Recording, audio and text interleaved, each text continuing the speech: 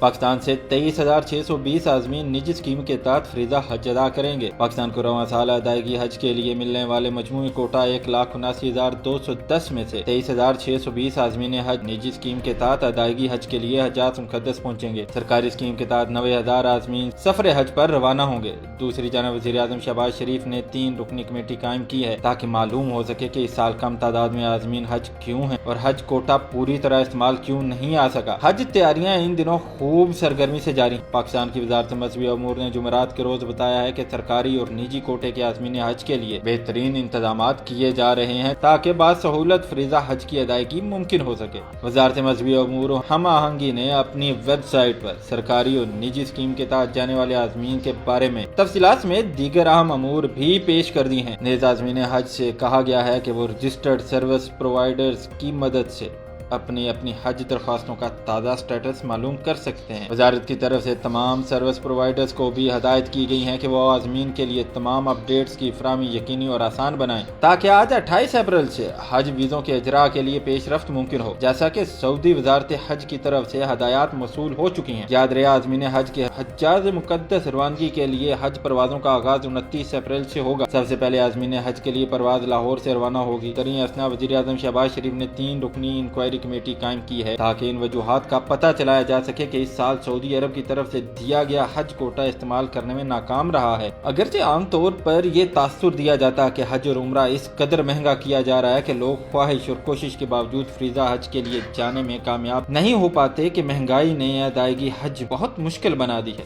ताहम तवक्को है कि महंगाई में हकीकी और बामानी कमी और रोजगारों में ज़राए आमदन में बेहतरी से हज कोटा अहल पाकिस्तान भी पूरी तरह इस्तेमाल कर सकेंगे।